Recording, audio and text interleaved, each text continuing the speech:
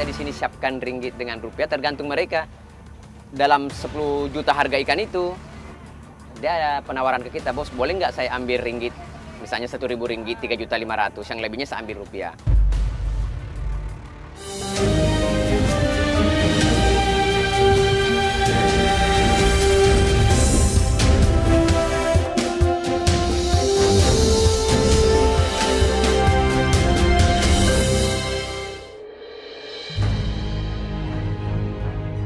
Salah satu pulau cantik yang berada di garis terluar negeri ini bernama Sebatik. Pulau ini menjadi satu dari 35 pulau kecil di Indonesia yang memiliki perbatasan laut dan darat. Masuk di wilayah Kabupaten Nunukan, Kalimantan Utara, Kecamatan Sebatik bersebelahan dengan negara Malaysia bagian timur. Pulau Sebatik terbelah menjadi 2 bagian, separuh daratan masuk ke wilayah Indonesia dan sisanya merupakan Sebatik Malaysia. Sementara wilayah perairan Sebatik Indonesia yang masuk di Selat Makassar berbatasan langsung dengan Tawau, Sabah, Malaysia.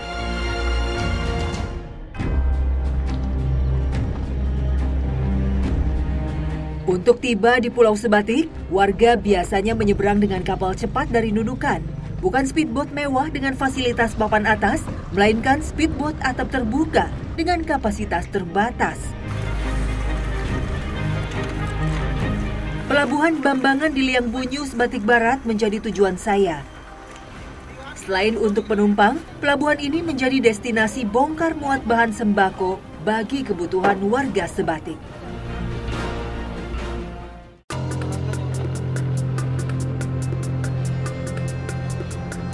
Walau tak memakan jarak tempuh yang lama, kondisi kapal cepat yang kami naiki tidak memiliki pengamanan yang standar. Namun, warga merasa terbiasa sebab hanya inilah transportasi yang digunakan untuk menyeberang ke Pulau Sebatik.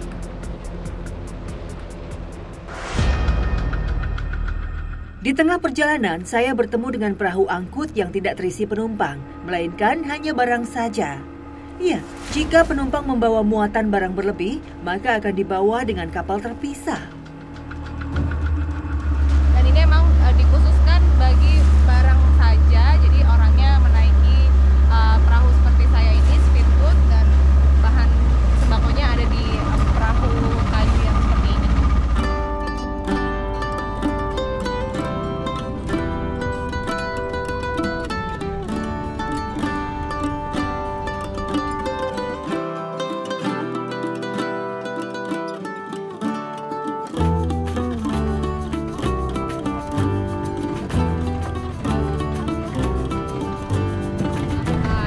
Sudah tiba di Pelabuhan Bambangan yang ada di Pulau Sebatik. Jadi memang dari dulu pelabuhan ini difungsikan untuk bahan pokok warga dan juga orangnya kalau nyebrang dari Nunukan.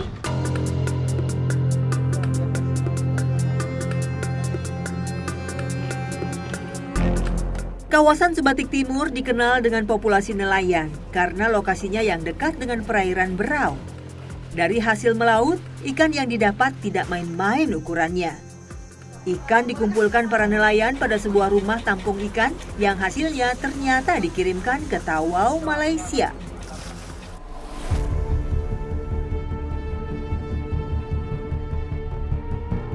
Saya bertemu dengan Arsyad, seorang nelayan yang biasa menghabiskan waktu 4 hari bahkan 1 minggu di tengah laut. Aktivitas pergi melaut harus ia perhitungkan dalam segala hal, mulai dari bahan bakar hingga alat tangkap jaring seadanya. Laut menjadi rumah kedua bagi Arsyad. Targetnya dalam 1 kali pergi ialah hasil tangkapan 1 ton. Namun pekerjaan yang ia lakoni seluruhnya bergantung pada alam.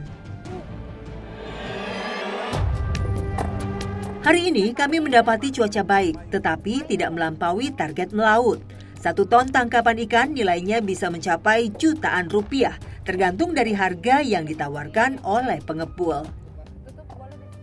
Meski terdengar besar, biaya operasional yang dikeluarkan nelayan saat pergi melaut juga tak kalah besarnya. Sebab harga bahan minyak mahal jika harus bertahan di tengah laut selama berhari-hari bisa mencapai 3 hingga 4 juta rupiah. Pak Arsyad, selama pergi melaut, ini ada pengalaman Bapak yang pernah menghadapi bahaya gitu nggak sih Pak? Ya, pernah Bu.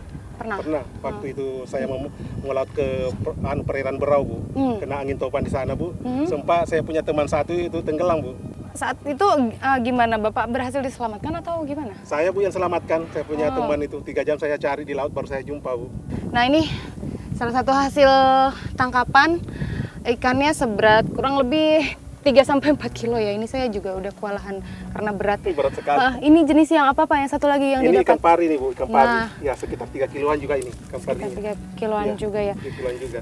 Jadi saat nelayan pergi melaut, hasil yang didapat juga tidak menentu. Semua itu tergantung kembali lagi ke cuaca. Ini kebetulan kami dapat juga setelah hampir setengah hari kita berada terombang-ambing di atas laut. Resiko yang diambil Arsyad menjadi bagian dari pekerjaannya sebab ia tak memiliki pilihan lain. Keadaan alam yang tak menentu menjadi kewaspadaan Arsyad yang tidak kunjung hilang. Tiba di pelabuhan, hasil tangkapan langsung diserahkan kepada pengepul.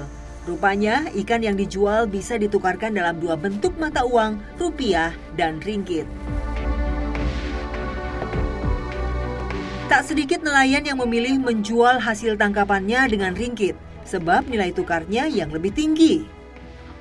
Laut Berau di Sebatik Timur memiliki jenis ikan yang beragam, mulai dari kakap merah hingga pari, di mana harga per kilonya bisa mencapai Rp500.000. Nah, itulah kita di sini siapkan ringgit dengan rupiah, tergantung mereka. Dalam 10 juta harga ikan itu, dia ada penawaran ke kita, bos, boleh nggak saya ambil ringgit, misalnya 1.000 ringgit, 3.500.000, yang lebihnya saya ambil rupiah. Nilai mata uang kalau kita di sini tidak mengambil keuntungan. Nah, memang kalau harga tukar sekian, kita kasih harga tukar sekian, karena memang kita betul-betul membantu nelayan itu kasihan, karena hasilnya tidak menentu kalau melaut.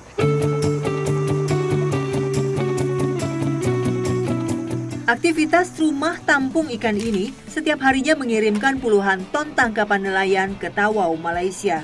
Hasil nelayan tersebut dijual ke sebuah perusahaan yang menjadi supplier ikan besar ke restoran di Tawau.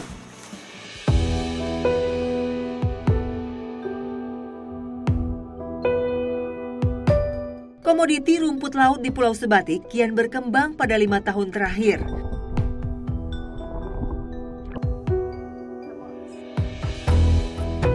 Para petani rumput laut menjamur di Kampung Mantikas, Desa Binalawan, Sebatik Barat.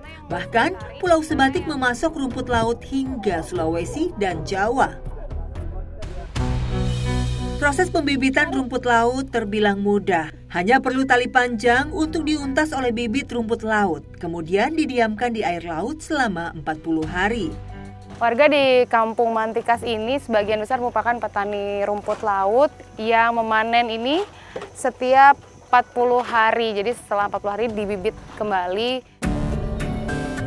Hasil panen dari tengah laut dibawa ke halaman rumah warga untuk dikeringkan. Proses mengeringkan memakan waktu 3 hari. Jadi saat musim panen rumput laut seperti ini, nelayan rumput laut bisa menghasilkan berapa kilo kira-kira Pak? 7-10 kilo ya.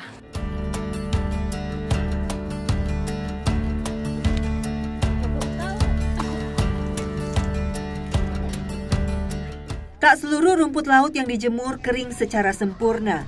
Jika warnanya hitam atau gosong, itulah bibit gagal panen yang tidak bisa dijual. Berarti harus dipilah juga nih ya Pak, mana yang ada kotoran, mana yang enggak. Kalau yang semakin kering itu kadar garamnya semakin bagus. Dan itu yang harganya lebih tinggi. Meski mendapat hasil panen melimpah, kendala yang kini dihadapi petani rumput laut adalah kesulitan mendapat bibit jenis lain, sehingga hasilnya tak dapat dikembangkan. Hal ini tentu saja menyebabkan hasil panen rumput laut monoton, tak bisa menyerap lebih banyak kadar garam dari laut. Sementara bibit baru yang menjadi incaran para petani rumput laut di Mantikas harus diambil dari wilayah pesisir lain seperti Tawau, Malaysia.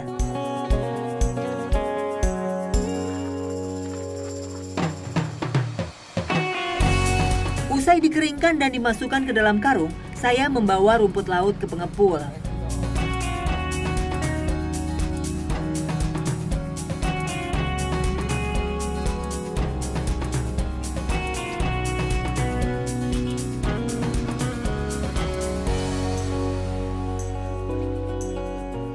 Walau menjadi wilayah subur untuk menanam rumput laut, sayangnya Kampung Mantikas belum memproduksi hasil rumput lautnya sendiri, sehingga hanya bisa dijual keluar daerah. Panen hari ini menghasilkan 62 kilo lebih. 1 kilo rumput laut memiliki harga relatif tinggi, berkisar Rp35.000.